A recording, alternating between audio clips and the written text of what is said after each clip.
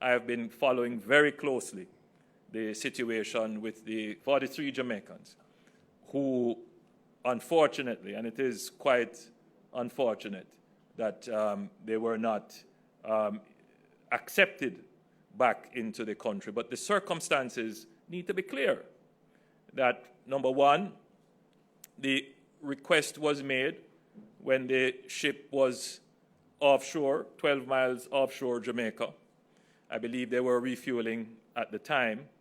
And they made a request through the appropriate channels.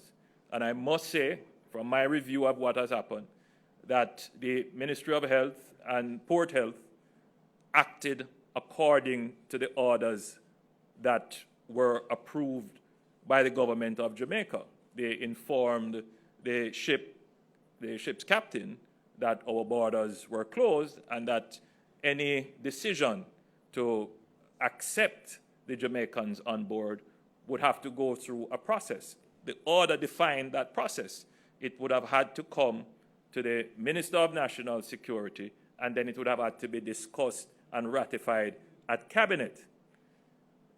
When that request came to us, in other words, from the point of the request to the Port Health and the Ministry of Health, which happened, I believe it was on Thursday of the week, it came to our attention, and it was Thursday quite late in the day, midday or after, and it came to our attention.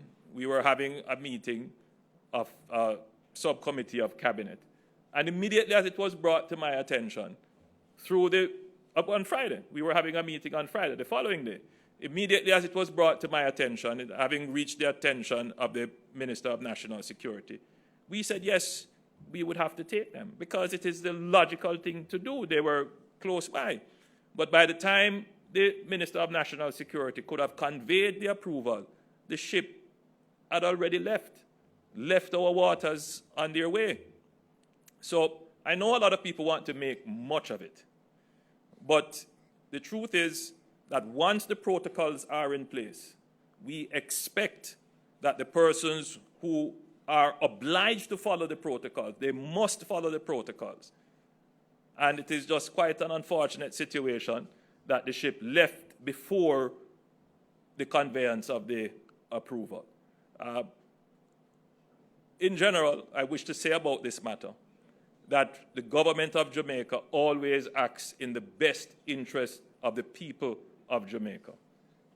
We will put in place protocols that are transparent, protocols that everyone can have confidence in.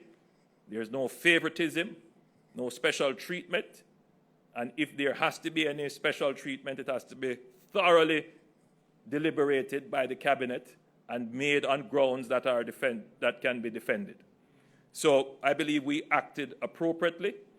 We sympathize with those who are on board the ship who would want to come back home, as we sympathize with all Jamaicans who are overseas yearning to come back home. But we have to do it in a way that does not imperil those that are here.